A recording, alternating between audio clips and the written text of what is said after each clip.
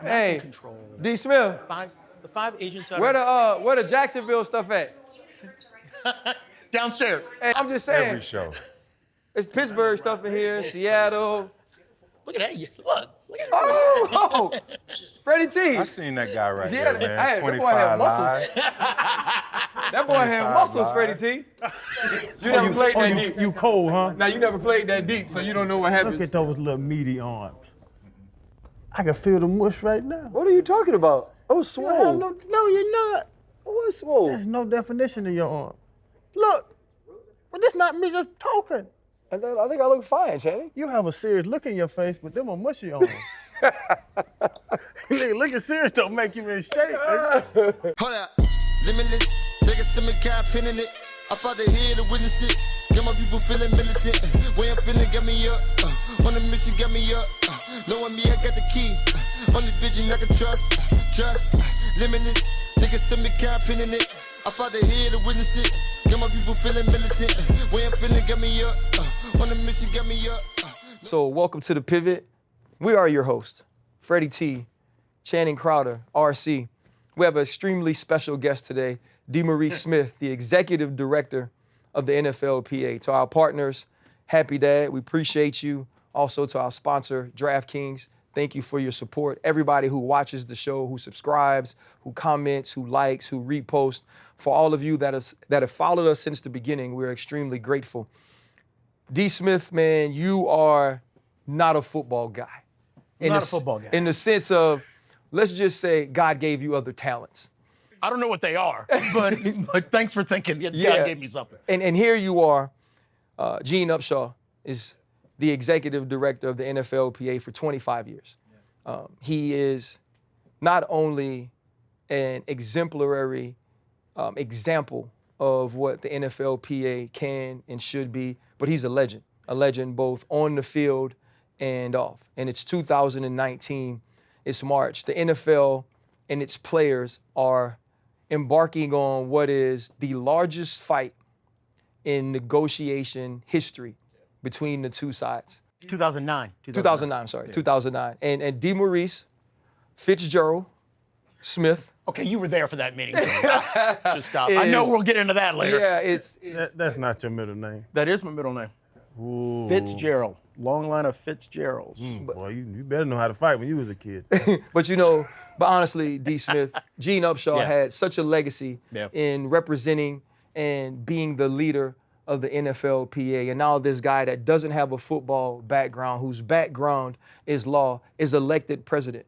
We're embarking on an unfamiliar fight that will be taking places in arenas, not in stadiums, but in courtrooms, at negotiation tables. What made you the right man for that job with your background? I think the fight. I mean, look, in 2009, I remember getting a call from the search firm to see if I'd be interested in the job, and I told them no. We had just elected our first African-American president. I was on the transition team for the Department of Justice, looking to become the U.S. attorney here in the District of Columbia. And after I told them no, they said, well, can we tell you just a little bit about what this thing is? And they laid out that the players were headed into a certain lockout because the owners said that they would. They said that the owners are already claiming they've got a $4 billion war chest. They're willing to lock the players out for a year. And the only three things that the owners want is they want the players to give up their pensions, they want the players to give back 20% of their salaries, and they want the players to play 18 games for free. And that struck me as just a group of bullies just trying to dictate their way instead of sitting down with the men who actually do the work. I mean, I love what we've built in the NFL. I love watching you guys play. But the reality is the only people who are on the field getting their fingers broken, their backs broken, and as we know from a couple weeks ago, putting themselves in harm's way, are the players. Everybody else is sitting up in the stand somewhere, chomping down on another shrimp cocktail. And I always felt that was an unfair thing. And I've always hated bullies. I decided that, sure, if the players are interested in coming up with a way to fight that, to kind of protect themselves, protect their families, to try to do what's right. I mean, it's a rare day that you get to be at a point in your life where you can lead a group of people into the right fight about the right things for all the right reasons. And that was it. And then I had to go and explain to everybody else why everybody else on the outside thought that I was doing the stupidest thing that I've ever done in my life. My wife came through and she was the first person that said, your heart's in this. And it's been 14 years. It's only felt like 27, but it's been 14 great. I've obviously been in those rooms and we've had very difficult conversations. Those conversations can get extremely confrontational, but we all understood that as you were for the good of the player, so was everybody who wanted to be in that room and be a part of those negotiations. From the outside, it has been said that you are extremely adversarial when it comes to the relationship between the PA and the NFL. Yeah. What do you say to those people who see you being adversarial as a negative? I think for the people who think I'm overly adversarial, right? They don't understand the battle between labor and management. I mean, look, you had a group of nurses up in New York go on strike just a few days ago. You've had teachers go on strike all over the country. We're fighting with Starbucks workers who want to unionize their Starbucks. At every turn, the only people who are motivated to decide, think about it for a second. You're a nurse, you're a teacher, you're working at Starbucks or somewhere else, and you decide that you are so fed up with dealing with management that you are willing to not work in order to get what's fair for you. That's pushing everybody to the wall. And so if you don't understand that this is labor and this is management, that's what adversarial is, right? I mean, you've got the league has probably been the largest group of bullies in the labor market in the history of labor in America. I mean, we have a great business, and it's a multi-billion-dollar business. And yeah, we've had people who have declared war on labor forever, but I don't know of another business in America that has antitrust exemptions. They answer to no one. There's no 10Ks. There's no 10Qs. There's no board of directors. There's no transparency. There's no oversight. The only people who can ever stand up to the National Football League, y'all. And so you have a choice. You can either go into that arrangement thinking that you can sit down with them and hope that they do the right thing, or you can decide that you're going to sit down with them and you're going to demand the right thing. I wanted to pivot and go back to your upbringing, but you struck something there when you said, us guys, the players, former players as well. How do we get the players to understand the type of leverage that they have? I think that every player has to understand the prism that we play or fight under, right? Every person plays 3.5 years on average. Our injury rate's 100%. And yes, you might be Tom Brady on one hand, you might be backup long snapper John Denny on the other hand, and that's a chasm between all of them. But I don't care where you are in the NFL matrix, you fall somewhere between those two prisms, right? And players first need to understand it. And then second, they have to realize the leverage that they have.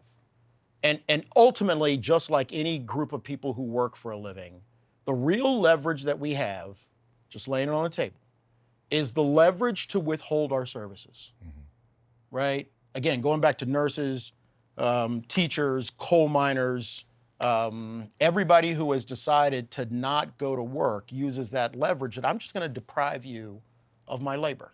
Now, do I think that is an easy decision for a group of people who play for 3.5 years? No, because again, and there's nothing wrong with it, but if you're an agent and you're only looking at the interest of an individual player, you'd say to that individual player, well, wait a minute, this guy's asking you to give up 1/3 of your earning capacity to get a CBA that is probably going to benefit everybody who comes what? After. And the greatest part of this job is, sure, not everybody makes that decision. The greatest part of this job is we've always had reps, leaders, EC people who understand that our job is to sacrifice and pay it forward. And look, we get tested all the time, but that leverage that the players have starts there. After that, you've got multiple other levels of leverage in sort of this, game strategy matrix. And I hate to be a dork, but I'm a dork. I am. I mean, I just sit around doing game strategy all day because that's what I love doing. But imagine if every NFL player decided, you know what, I'm putting all this team stuff on my Instagram, putting all this team stuff on my Twitter page, take it down. Mm-hmm. They don't pay you for it. Right. When you went to OTAs, you get paid? Nah. No. So when we're looking at, or when I'm looking at the game strategy matrix, yes, strike is at the top, but there's all sorts of things that we do as players in our ecosystem because we've gotten comfortable with that's what football is, right? I want to start, and I've always tried to start, and you've heard this speech 1,000 times, stop giving away things for free. Mm-hmm. When you put, your jersey or something else on your Instagram post, man, I think that's great. Look good, it's fantastic. But you know who loves it more than you? NFL. NFL and the team. They're getting full promotion about how much you love the game and how much you love them without them paying you a cent. And you look at, a few weeks back, a long time back, early in the season, when Kyler Murray pulled all of his stuff off his Twitter page. You know who lost their minds? The team. So we have multiple levels of leverage. It just comes down to an issue of will.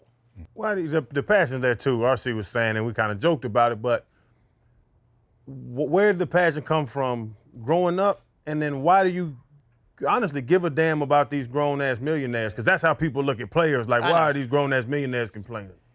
Where it comes from, my parents were very active in the civil rights movement. My parents grew up in the Jim Crow South.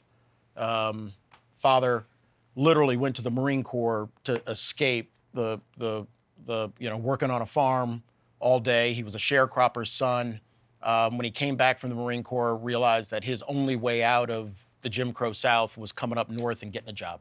My mother went to segregated schools, same thing, left Atlanta, Georgia, moved up here, went to a segregated nursing school, got her nurse's degree, and that's how both of them, put together a middle-class family to support us. I don't know, that passion comes from they work really, really hard under really, really hard circumstances. They're thankful for their jobs. Obviously, they love what they do, but we'd be lying to ourselves if we thought that they all started off at the same level of everybody else, right? And so I've always been motivated by this idea that for the people who work for a living, for the people who decide to punch that clock every day, let's be real. The large, vast majority of people are not going to go to work every day and become millionaires. The reality, most of our players aren't going to do that and become millionaires. Once again, everybody who's dictating the rules are somebody else who's not really doing the work. And what I don't like in particular with NFL owners is, and I'm not saying all of them, just most of them, but they kind of have this attitude that man, y'all should be lucky and thankful. Mm-hmm. Just thankful for doing this. And our guys are so first young and so happy to be there that the league takes advantage and the owners take advantage of your love of the game and your willingness to do what you want to do because you love it. And that's just simply being taken advantage of. And so, no, I don't go into a negotiating room saying, Mr. Jones and Mr. Kraft and Mr. Goodell. If they want to call me D, I'm calling them Roger. And it's not disrespectful, it's just leveling the playing field because you guys have, collectively 40 years in the NFL between, roughly, right? At every turn, this entire show could be about, tell me the most disrespectful thing you had to deal with while you were at a team. That's an entire show, right? And then what happens? You win the Super Bowl, everything is great. Who's the first person that touches the trophy? The owner. Right? Yeah, I never even thought about that. Never thought of that. Wow. Now, see, he came out, why are you always so angry? That's why, because all of those things that I see just strike me as somewhat disrespectful, right? I mean, if I owned a plant, I can't imagine owning a coal mine or something like that, but if I owned something where people did something every day to put them in harm's way, and at the end of the day, somebody comes down and gives them a trophy, great job for winning the whole thing, I'll be damned if I'm gonna be the first person to grab the trophy. Why does it go to him first? Right? It's just the little things. But yet, you've won the Super Bowl and you're thrilled. And so for us, and in this union, you look at our history, this entire history has been about fighting a group of people who have unbridled power, unbridled money, and an absolute unbridled will to break us. Just break us. And so, if they want to get after it, then man, pack a fucking lunch, right? D. Smith, the passion is obviously there. I don't know if this will be the first time people outside of our walls and our world got an opportunity to see it. In 2011, we are bracing for the lockout, and we make a decision at the Super Bowl, right? Pittsburgh and Green Bay. Yeah. We aren't going to answer questions that are asked to us by the media because we're preparing for the lockout. We aren't going to give you that. We're only going to talk about what we want to do with the CBA. And then you fast forward that, and we're on a call in late July about going to camp before a CBA is actually negotiated and signed. And many people are saying, let's get back. I say, listen, guys. If we go back, I'm letting you know this thing passes. No matter what it is, they are going to pass it. Obviously, Charlie Batch, who was a great leader, was the team rep at the time. I was under him as a rep as well. And we decided as a team that we would vote no. We were the only team of the 32. When you are dealing with the players, but you're also dealing for the players, and you believe that there's one thing that's better for us as a group, but the players decide that they're going to go in the opposite direction. How do you deal with that? I know people think that that's a hard place to be. It's not. This job at the end of the day, I don't play. I don't pick up a ball. I don't go to camp. My high school coach will tell you I was the worst football player he's ever seen. My job is to provide vision, game strategy, and give people what I think is the best advice, right? But at the end of the day, I insist on it being the player's decision, right? Because anything less than that, you lose legitimacy, right? And look, on the other side of the table, from the owner side of the table, I mean, let's not get it twisted. They're killers, all of them. I mean, they're all killers. I know they smile and they do great things and they give a lot of money to charity, but you've been in the negotiating room with them. They will cut everybody's throat. Even their own. They'll eat their own. We've been there when they've cut another owner's throat in a room. And you sit back and you're like, right? Because you now realize that this is a group of people that aren't used to anyone telling them no. Right. If you don't have it be the player's decision, if it becomes something that, I dictate, in a weird way, you're actually giving the owners power. Because they now know and they've got something on you, and they'll come after me, and they'll come after us. Our power, our ethos, our unity, what the union has to be about the players. And look, we got in those rooms and we shut the door, and we can talk about a lot of stuff, and there's some stuff that stays in the locker room, right? But there were a lot of times we were in a room and we all didn't agree, and we got after it, right? And it could get hot. And it could get emotional. And the only thing I would say that I still insist on is, it just is, we can disagree in the room and we can come after each other in the room. But man, after we all vote and decide we're all gonna turn right or we're all gonna turn left, man, I'll be damned, right, if we're gonna get out of that room and then people start talking outside the room. Because you said it before we went on camera, man. It is all about the unity and the solidarity that we have. Sometimes solidarity as perceived is just as powerful as solidarity in reality, right? I would say from an attorney standpoint, you're on one side of it.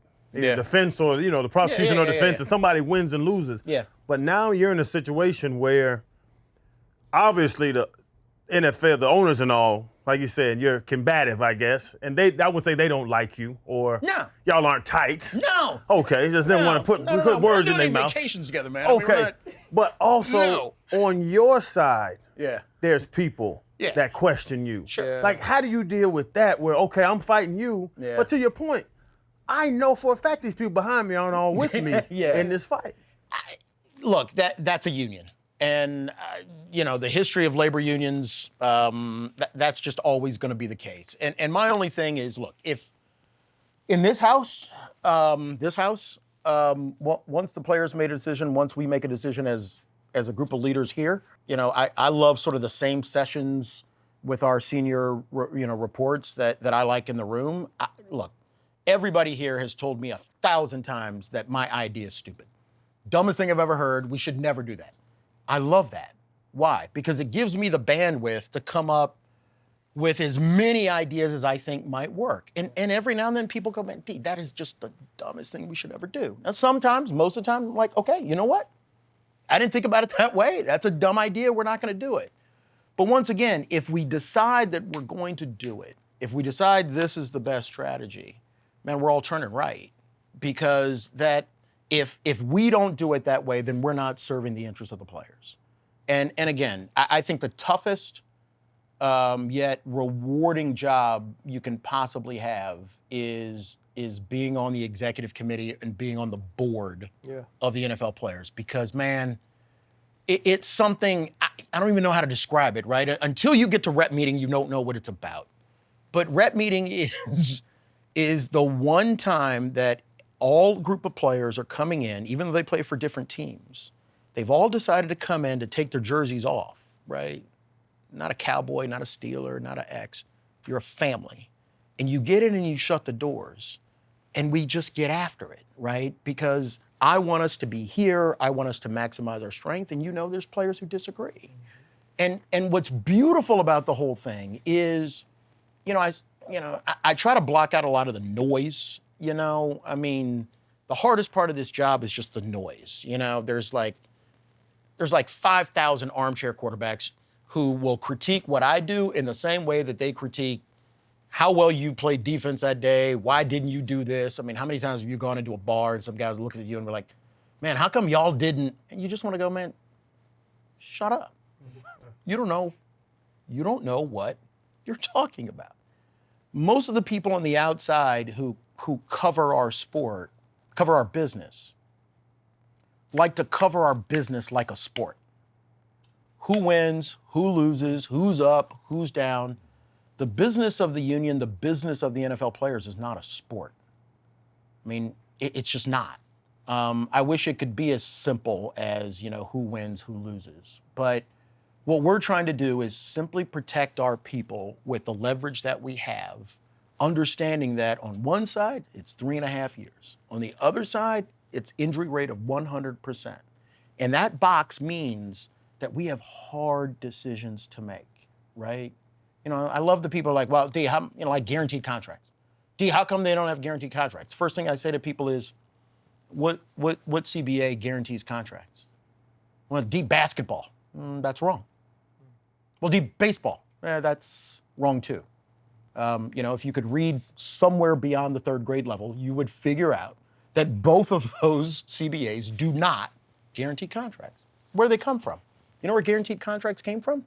Free agent players in basketball deciding that they were entitled to guaranteed contracts. And then after that, every free agent player insisted on guaranteed contracts. Well, the power for guaranteed contracts in the NFL has always been in the power of the players themselves. So that's the challenge, right? So, what's frustrating for me sometimes is we get to Cousins' contract. I don't care how you want to think about it. That dude, modern time, effectuated the first fully guaranteed contract of at least in my lifetime. And yet, after he does his contract, we have 3 to 4 first ballot Hall of Fame quarterbacks who don't insist on guaranteed contracts. They might have gotten a higher number, but who does that hurt? The next guy after them. So then you fast forward, and again, always a little controversy around this one, but Deshaun Watson does a fully guaranteed contract. What happens after his contract? You have several high-profile quarterbacks who don't insist on guaranteed contracts or can't get guaranteed contracts. So for us, we've got two questions we have to ask ourselves. First, talking about or looking at those contract negotiations themselves, did those guys fight for a guaranteed contract? And either they did or they didn't, right? Second thing we want to focus on is the league doing anything to prevent guaranteed contracts? And so, it's been publicly reported. We filed a lawsuit against the league accusing them of collusion, trying to prevent guaranteed contracts. So that yin and the yang is a real yin and the yang. Yes, there's power in the players to get guaranteed contracts, but at the same time, the reality is, do the owners collude to fight the best interests of players? Yeah. Yeah. And it's against our CBA. So, it's a long answer, but people ask, man, why am I aggressive? Or why do I like to sue people? Or the only thing D wants to do is litigate. Or the only thing he is a trial lawyer. There's not one single thing in that CBA that the players have ever gotten with us fighting to the death for. Just fighting to the death. Oh. Right? Along the lines of guaranteed contracts, protecting the players, etc. After the entire world witnessed what happened with DeMaurice. Yeah. And you mentioned that the owners are bullies and, they're different on that side of the table. Do you think they show more compassion in those negotiations to potentially go down the road and visit that guaranteed contract? No. Okay. Look, again, no CBA guarantees the contracts, right? So, I don't see the owners. And by the way, I'd be happy to be wrong, but if Roger wants to pick up the phone and call me right now, I'd take the call, right? But if the owners wanted to decide tomorrow to guarantee all the contracts, okay. I just don't think that's going to happen, right?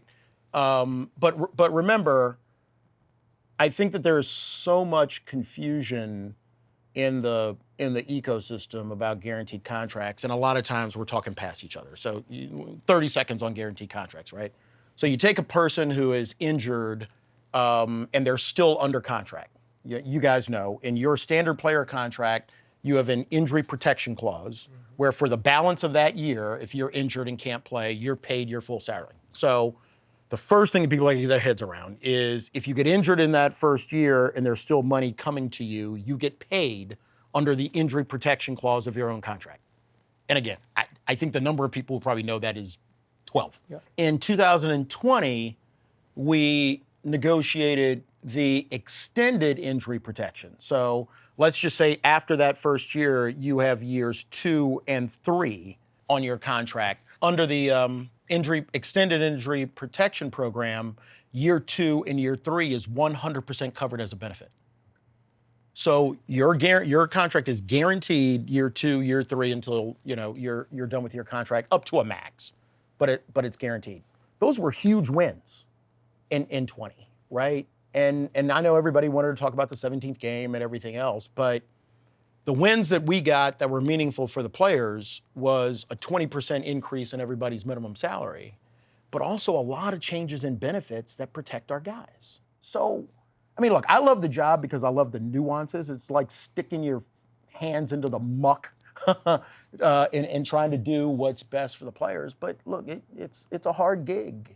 And I think but again, I think the toughest job in the union, player reps. It's a thankless job. Yeah, trust me. DraftKings 2, take 1. Oh, shoot, we up. Hey, listen, now it's DraftKings again. And you know what last week was, man? We got past wild card weekend. So now it's time for the big dogs. And any new customer that uses the promo code PIVOT, you place a $5 bet on any football game, and you get $200 in additional bets. And this is how we roll with it, Chan. But there's some other things that you could do if you don't necessarily just want to place that one bet. Same game parlays on those games is what I'm going to do. Who's going to win? How much they going to win by? Over-unders on teams, over-under on games. Multiply your winnings by having same game parlays lined up, baby. Win that bread. Although we want DraftKings to be everywhere, it's not. And just in case it's not in your state, don't worry. We got DraftKings Daily Fantasy. You get paid doing that too. But download the DraftKings Sportsbook, and RC will tell you the rest. Download the DraftKings Sportsbook app on any of your mobile devices. And listen, what we did just now was put pressure on ourselves. So put pressure on DraftKings by signing up right now using the promo code PIVOT. Place a $5 bet on any football game, and you get $200 in additional bets. Now that's how you run it. Back to the show.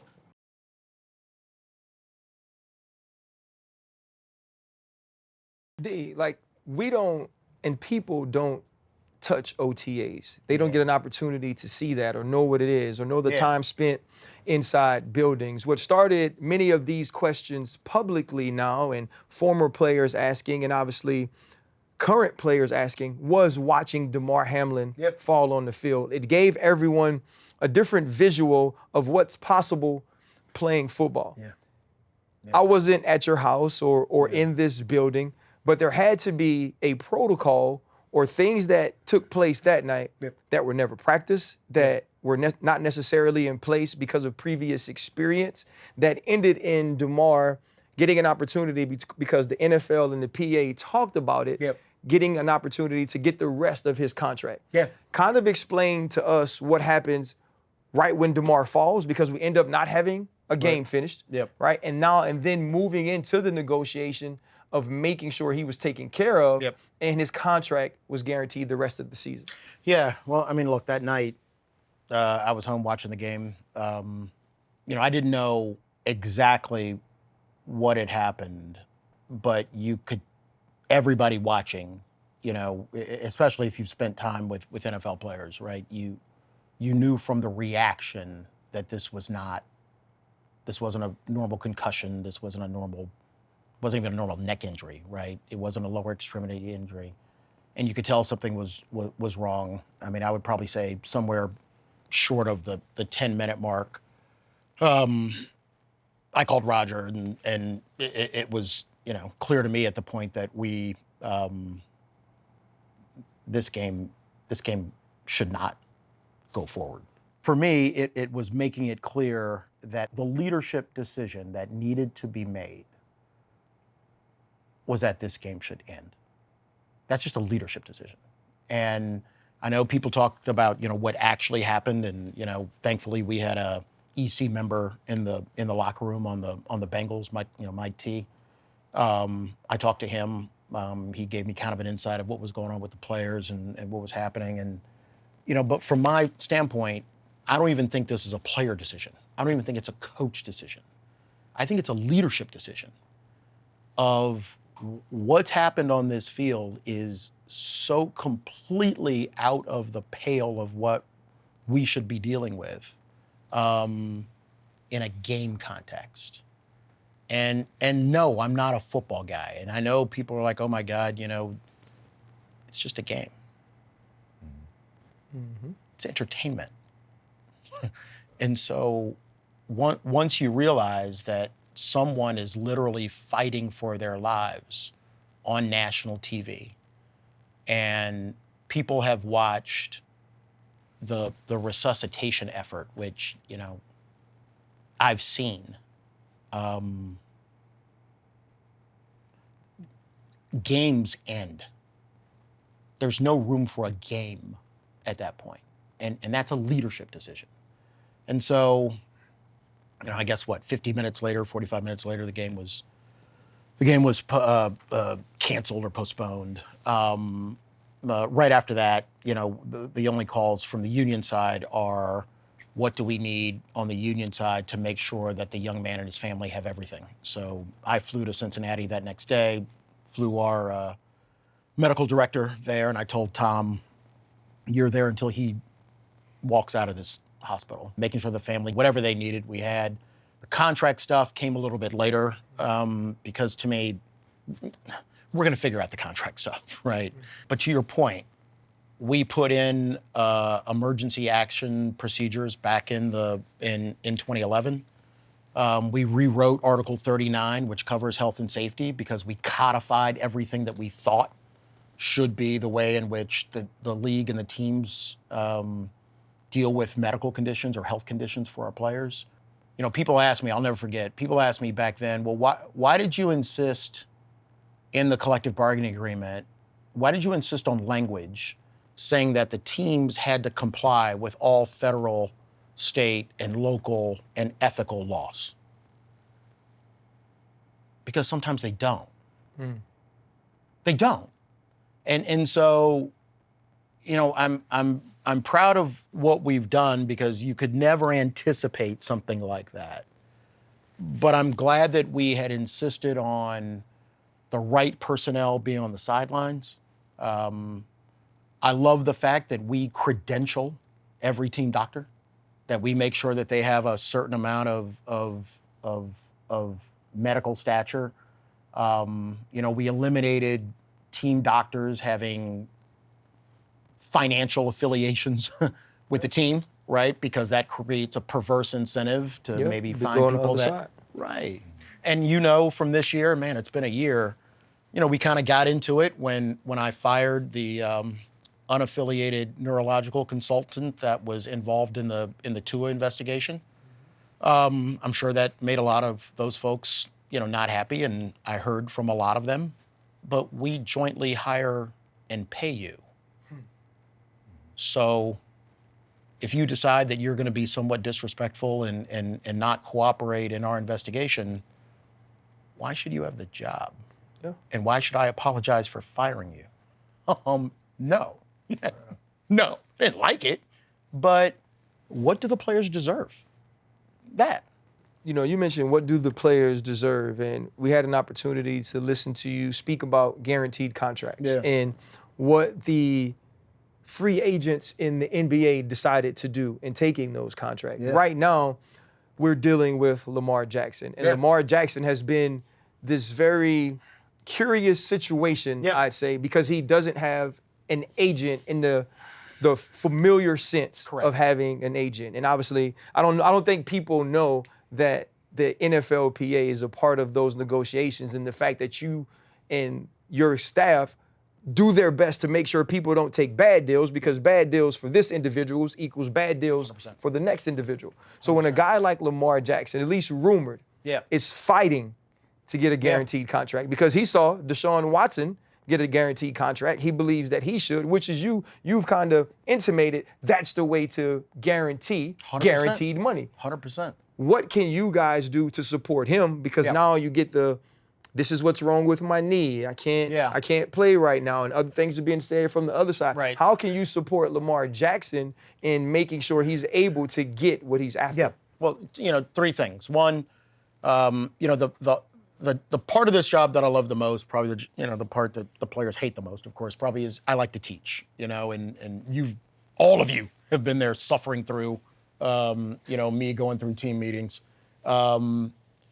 The teaching part of this is so important, because if you don't understand the role of free agent players in guaranteeing contracts throughout sport, you miss the fact that this is a pivotal moment, right? Because right behind Lamar, and as talented as he is, think about the number of quarterbacks coming up behind him, right? I mean, we saw them play. Last night. We saw them play this weekend. We saw one play in the Super Bowl last year. All those guys are coming behind him on those free agent contracts. So literally, the weight of whether we move forward on guaranteed contracts now, right? You've got the Watson contract. Literally, that could be bookended by Lamar's contract. So the first thing we do is teach. Second thing, you know, again, don't get into a lot of conversations we have with players and the people who are supporting them, but he has access to the full weight of the NFLPA, all of our research, and we stay in contact with him about those contracts, because, you know, a bad contract for one person is a bad contract for everybody. And then third, we're going to make sure that we do our best to ensure that there isn't collusion by the owners to prevent that. And, you know, our grievances are confidential. Obviously, I'm only referring to what's been publicly discussed about collusion. But apart from guaranteed contracts, the owners have historically colluded against the players when it was in their best interest. I mean, you guys came up on the elevator. There was a picture of John Mackey. Owners colluded to prevent free agency. There's a picture of Freeman McNeil. He's the second or third player to win a jury trial against the owners to achieve free agency in 1993. They colluded against us in 2011 by locking the players out. They colluded by rigging the TV contracts to give them the $4 billion in salary. They colluded when they set the secret salary cap in 2010, right? Everybody was looking for the uncapped year. We all remember? And the union and Gene and everybody else before him had kind of built this poison pill into the CBA. And the poison pill was, if the CBA expires, free market takes over, right? Salary cap was going to be $300 million because somebody's going to spend $300 million. Well, what we didn't know at the time was the owners got together and all shook hands and agreed to a secret salary cap, except for what? 2 teams, Commanders and Cowboys, right? So, I mean, the idea that the owners would come together and shake hands and decide to have a secret agreement that screws players, no one should be shocked. No one. So, going back to kind of where we started, does that make me aggressive? I mean, I just think it makes me a realist. But as aggressive you can be, and I understand totally what you're saying, setting the market. This guy gets 40, so the next guy gets 41 and all that. Yeah. But how unrealistic is it? I use myself for an example. When we're going in and talking about the CBA when I was playing, and y'all started talking about guys that played in the 70s are going to get more money when they turn 80, and I haven't got my big deal yet. I'm not concerned with their needs. I know. You know what I'm saying? And even that, where get it. I want to get my money. Yeah. Oh, well, if you take this, then this guy coming out of college in 2 years isn't going to get. I don't know him. Right. I know my mom doesn't have the house I want her in. Like, that's the realistic part. If you're talking about getting these players on the same page, it's hard. That's why we have to have a union, because if we could do it by ourselves and agree, hey, don't take that because you're going to mess me over. I got you, bro. Right. They just offered me $30 million. I'm taking this money. Right. But that's why you have a union, right? And the greatest thing about the union, remember, we know they collude. We know it. It's okay and lawful for us to collude. When they collude, it's against the law. If the 5 quarterbacks got together and decided none of us are going to sign a contract unless it has this, this, and this, you know what? Perfectly lawful. If every defensive back or free safety that was a free agent in 1 year, and again, remember, we tried this with free agent D-backs, I think, 1 year because we had that class. We had a bumper crop. If the 5 guys decide that I'm not going to sign anything that doesn't have a 2 and a 0 in it, that's fully guaranteed, and by the way, if he doesn't get the contract, none of us are showing up for camp. Perfectly legal. But it's hard, right? Because we've gone through that in the history of our union. We've tried to get that done. And just like the Super Bowl press conference, it only takes one guy who signs the contract and the other 5 guys are going, wait, what? Then you're stuck.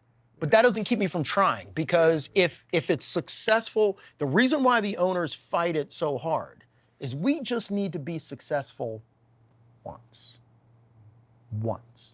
Imagine if, again, we went through COVID and the players decided OTAs was too much of a risk during COVID. So you know what? For the first time in history, we didn't have any OTAs. And by the way, football was fine. Right. It was fine. Next year, what happens? Everybody wants to go back to OTAs. Right, you had the opportunity because you didn't go that year for whatever reason. Now let's continue. Let the next crop, And the honestly, next group do it. I thought, again, I'm the Pollyanna in the group. I thought once we got to that point where for 1 year nobody went and football was fine, man, you do the team meetings, guys are like, man, my body's never felt better. And then the next year, what happens? Because again, what do the owners do and what do teams do? And God bless them. Even the coaches I like do exactly the same thing. D-man, we need to get younger players in. We need to kind of teach them what it means to be a pro. And it helps the game. It helps this. Don't get mad. I don't care. right? Football was fine in COVID without OTAs. Fine. Nobody missed a beat. Great Super Bowl, great playoffs, fantastic. We don't need them. It's just, a coach, even the good ones, will work our guys for as long as they can work our guys. I have never met a coach who had 8 hours or whatever to work guys who decided, you know what, I only need 5. Right. It They're just going to doesn't. take what you give them. They will take it to the 7th hour, 59th minute, tick, tick, tick, tick, boom. No, that's just how they're wired. I get it. But we have to be in a position where we take back what's ours. And our off season is ours. We don't get paid for it. Now, by the way, flip it around. If the teams then want to pay you to come to OTAs, Then you go. Kansas City is a team that pays the majority of their players to come to OTAs. I'm not mad. Go get your money. But if you're somewhere else and they're dragging you in away from your family during the offseason, I mean, again, I'll throw it to you guys. What days did you not train during the offseason? He didn't work out. Yeah, I just drank. Okay. Okay, cut that question. Yeah, D, I'm surprised when they talk about their regimens. I'm like, y'all did all that to play football? What were y'all doing when y'all were kids? I just go play.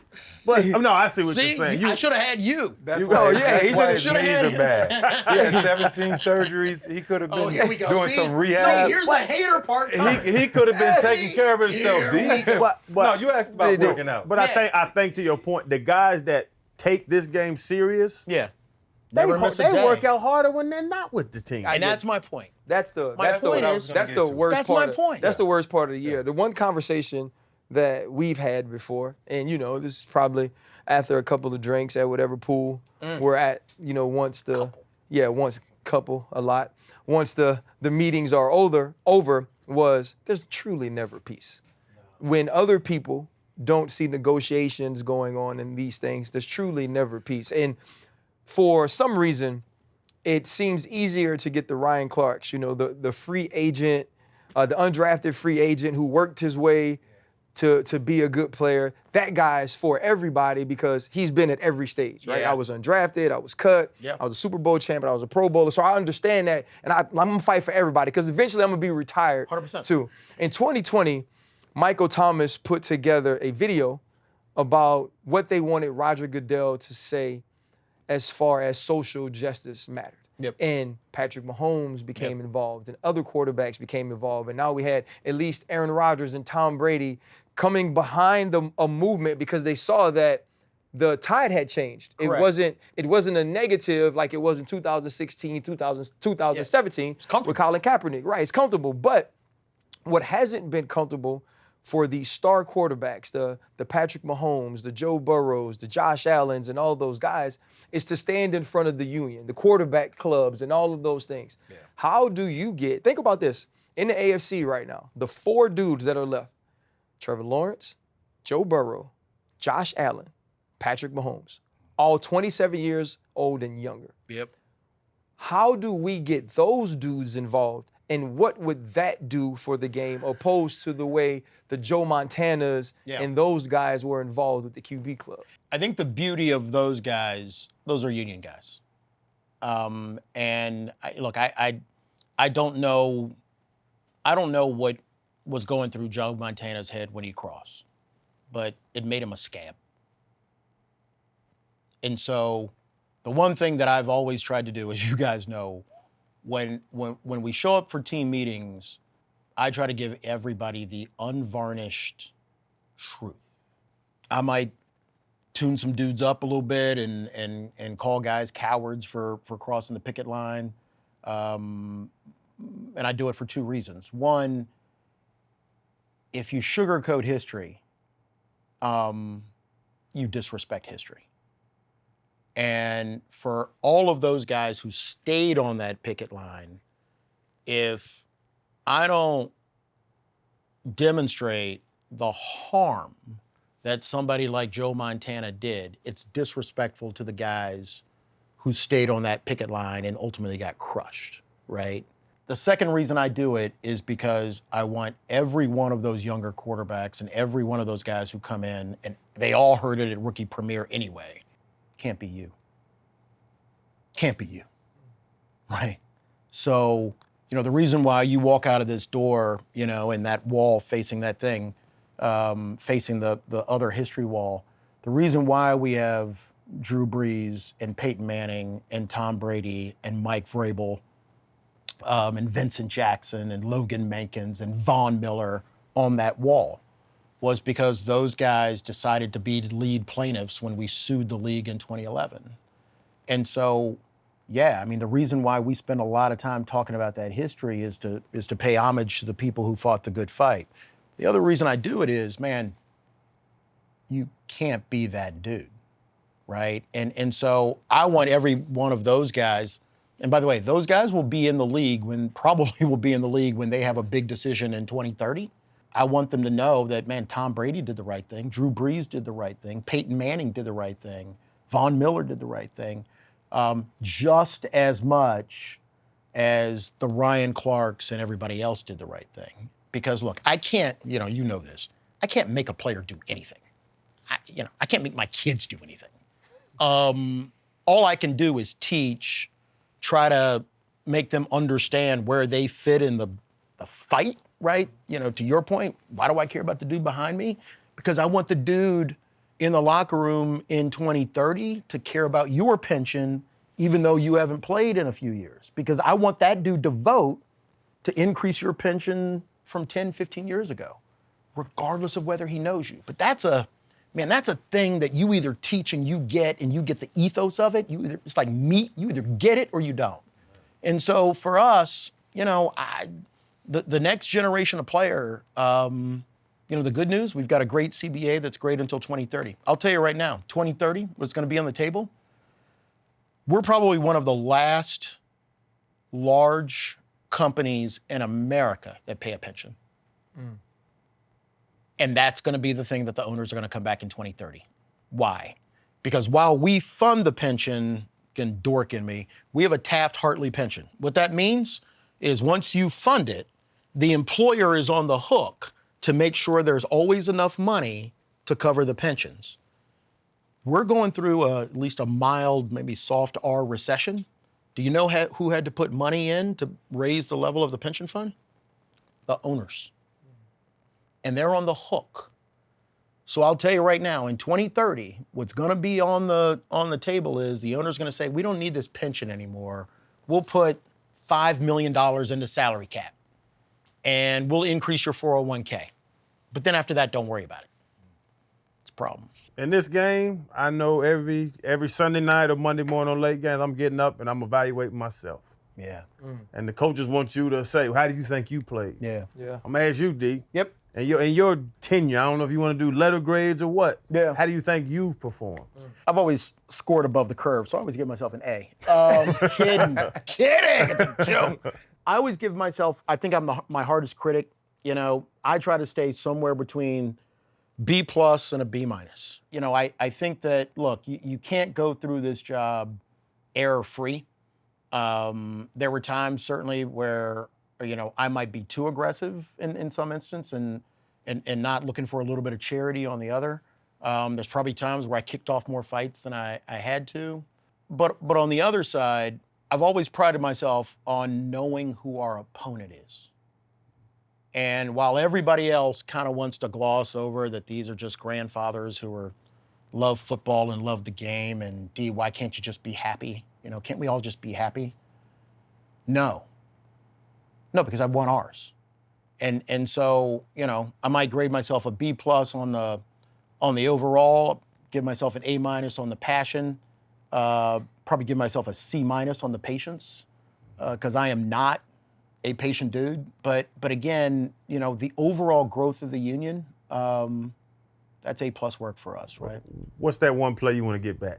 Man, there's more than one play, but one I would love to get back is I wish I would have chartered a plane after that night of the Pro Bowl and flown to the Super Bowl with you in Green Bay. because I know it sounds like a little thing, but the NFL's prom is Super Bowl. It's the prom. And they have an emotional love of this prom that makes our high school prom look like chiclets, right? If we could have changed the entire conversation of the Super Bowl that whole week, where the players basically kind of gave the league the middle finger, and they were talking about, well, why are you cutting off the health care to our wives? Because that's what they did. Why you're trying to force us playing 2 days for free? Because that's what you wanted to do. Why you're trying to take the pensions away from people who are actually doing the work? Imagine the level of shift in the game theory that happens if that goes through. The thing that you and I and everybody else planned that week. That's a play I wish I had over. Because it would have been, remember the first game of the season. That was the Super Bowl thing was actually supposed to be a bookend. Because remember the first game of the season, everybody did the one team salute. Yep. And that was the first time, and I think the only time, other than maybe when most of the teams knelt, in 16. That's the only time I can ever remember any union in any sport getting every player to do one showing of solidarity all at once. And that Super Bowl thing would have been the bookend of that. I wish I had that one over. The 14 years, March 15th, right? Yeah, man, I look at that box and, man, 14 years. 14 years. Yeah. The game has changed drastically. We sit at home sometimes and say, damn, we were born way too early. These contracts are crazy. Get one more. Far from it. Looking back, Yeah. And looking forward. Yeah. The game has done a beautiful thing. What drives you the most? I think probably what drives me the most is something that's near and dear to you. Think about that. When you grew up and all of us are in a household where we have some close connection to another generation of player who did exactly the same thing that we're doing going forward. And in the same way that all of you, went through two-a-days, went through multiple padded practices, your coach could do just about anything they wanted to do, anytime they wanted to do it. What drives me is changing the work and your reward for a work where every day the players are better off tomorrow than they were yesterday. That's what drives me. And in the same way that your dad wanted something better for you, you created something better for the person who comes in the locker room, right? And, I can remember one, he'll probably want to kill me for telling this story, but I remember we were in the thick of negotiations in 2011. You were there, we were in this room. Forget, who was saying something, but one of the owners was talking about why it was so important to play 18 games, and, we're going to increase revenue, we're going to increase this. And it's like, yeah, but you're not increasing the weekly pay for the player, right? It's more work for less pay, right? We had one guy on our executive committee at the time. He's now an NFL head coach, so I won't say his name. It's Mike Vrabel, because I love Vrabes. And I remember one of the owners saying, players should want to do this, players should want to do this. And I remember that guy turning to the owner, all of them, and saying, you guys just keep wanting us to do more and more and more. But unlike me, I can't will my locker room, my locker, to my son in the same way that you, Mr. Owner, are going to will the team to your son. The only thing I can give to the guy who's coming behind me is a better game, better rules, better union, and a better CBA. And so that's it, right? And at the end of the day, this is a battle, and I know they hate it, but do I think it's a battle between good and evil? Yes. You always say that. Man, it is. I mean, you want me to sugarcoat it? I mean, yeah. I mean, are some of the owners, do we get along? Sure. But I don't see many of those cats, willing you 20% interest in the team. No. Yeah. We used to get into those discussions about the owners and Roger Goodell and who works for who and all of these things. You'll be walking out of the door in 2024. Yep. As somebody who was in those fights with you, you were the perfect partner in that. Not that we always got along, not that we always agreed, but when it was time to fight, I knew you were going to fight. Yeah. And I think that's always most important from where I sit. I'm going to give you an opportunity to answer a question I think I know the answer to, but not everybody who plays this game knows. Is the NFL and Roger Goodell for the players? No. The NFL and the owners are there to perpetuate the game and the league. For the players, no. I mean, that shouldn't be a crazy statement, right? I mean, you were, you know, when you sit as a player rep, all of you sat in those rooms in that 2010, 2011 swing, right? I mean, that was as bad as it gets.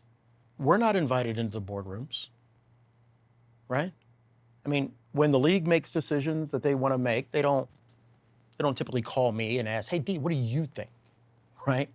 We have a relationship that is codified by a CBA that is literally written off the backs of current and former players. There is not one thing, and I know it sounds like an overstatement, but there is not one thing in that collective bargaining agreement that the owners gave us. Not one. You talk about the injury protection benefits, fought for that. Pensions, fought for that. Off-season, fought for that. Article 39, fought for that. It's not a relationship where they wake up every morning saying to themselves, man, what's going to make Ryan Clark feel better and do better today? And by the way, I mean, we've all worked with great coaches and great GMs, but the thing of the league is a multi-billion-dollar entity that has no supervision. I mean, every now and then I think people just don't understand the gravamen of that. Apple, public board, has to file 10Ks, 10Qs, SEC oversight, myriad of other governments, governmental agencies, state government agencies oversee them. This is 32 people who answer to nobody. In that, Roger Goodell is the face of that. If I'm Bryce Young, if I'm CJ Stroud, if I'm these young players that are coming into the league this year, the young players that just got out, they're two people that we listen to, right? We get to see what DeMaurice Smith says. Nobody cares what I say. Right. But we get to see what Roger Goodell says. And the world cares about what he says. Yeah. Should we trust the word of Roger Goodell? I think Ronald Reagan had that line, trust but verify. I would just slap off the trust part. Because, look, that's not a knock on Roger. He is elected by the owners. You were in the league before me, all of you. Again, 40 years or so. When did you guys vote for the commissioner? Nah. I mean, and if you know, again, I teach and I'm teaching, I got my first class this year back at Yale. The first lecture is just what are the leagues and what the leagues are and what they are not. The first thing everybody has to get their head around is this tag called the commissioner was a legal fiction in the first place.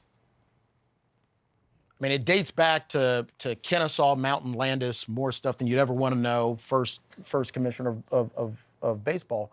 But the owners were clever. They realized, well, we want to elect a guy that represents just the owners, but we want to give him a title that makes it sound like he's working for the good of everybody. That's how the term commissioner came up. So, no, I never call Roger the commissioner. His name's Roger. Right? I mean, it's not like I sit down at the table and they're like, oh, hello, Mr. Executive Director. No, hell no. And well, put it this way. We sure as hell know from reading people's emails that they say other things about it. So, right, so let's not get it twisted.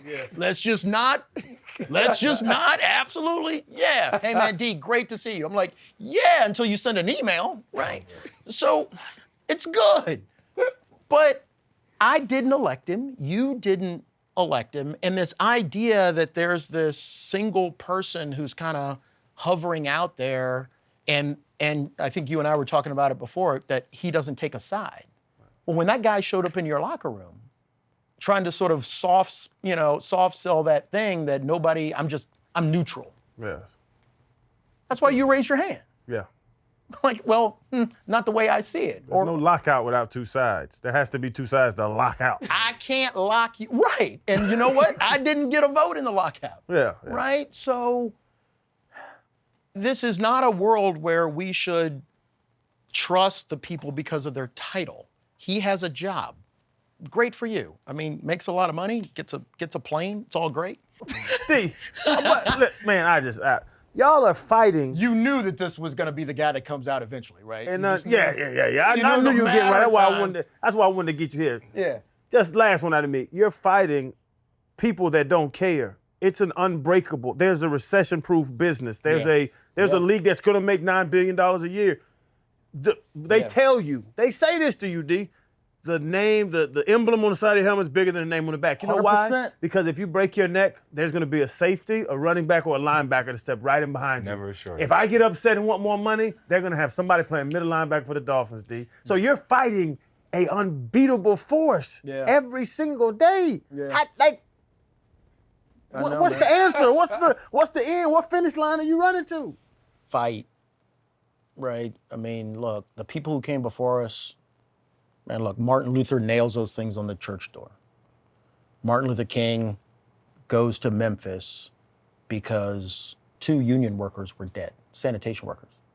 So on MLK Day, what I always try to remind people is the single event that ushered Dr. King into immortality was him showing up because 2 unionized sanitation workers were killed on the job. That's why he's there. Yes, unbeatable force. But man, our country, you know, whether it's women who were fighting for equal pay, women soccer players who were fighting for equal pay, the first strike by the NFL players. Think about this for a second, just like one of those brain things, right? The first strike by NFL players was called a strike over freedom issues. The teams used to tell you not only what time to wake up, what time to go to bed, but what to wear, what you could say, where you could go, how long you could go, whether you could say. I mean, those are things that are insulting as a man. And yes, it's an unbeatable force. But that doesn't mean that with good leadership, you can't fight good battles and win good wars. For us, it was just exciting to get to come back to a place that represents us It's your building. and get an opportunity to sit down with you. Coach Tomlin, I think it was around 2010 or so, called me in his office and told me, RC, you gotta stop throwing rocks at tanks, because I would always talk about the NFL. During your time, during our time, and until you walk out of this building, I know you're gonna keep throwing rocks at tanks with other people that throw rocks at tanks. And here's what I know. You're never going to stop the tank. Right. But you could chip off enough paint 100%. where they at least got to get outside and make repairs. 100%. And that's what you've been doing, man. I'm very grateful for you. Man, I'm proud of you, and it's been a pleasure to serve, and for all of you. You know, I was in your locker rooms when you were playing and looking at you when we were a little bit younger, but all of you were soldiers. And what I love for a group of our men playing a great game, having a great time, every one of you guys understood and appreciated the fight. And that is why, you know, I love this show, and that's why, look, my work will continue in other ways. But every time you guys just speak truth to power, you guys are still throwing rocks at tanks. That's what we do. Sure. Thank All you guys. love, brother. All love. Yes, Man, thank sir. you. That was awesome. Appreciate Man, you, that was bro. awesome, Appreciate man. it. Appreciate you. See, man, we don't do them little wax, Appreciate them little you. wax stand at the microphone and talk. You know what I mean? Hold up, limitless. Niggas to me, got a pin in it. I fought the head to witness it. Get my people feeling militant. Way I'm feeling, get me up. On the mission. mission got me up. Knowing me, I got the key. Only vision I can trust. Limitless. Niggas send me camping in it. I fought the head to witness it. Got my people feeling militant. Way I'm feeling got me up.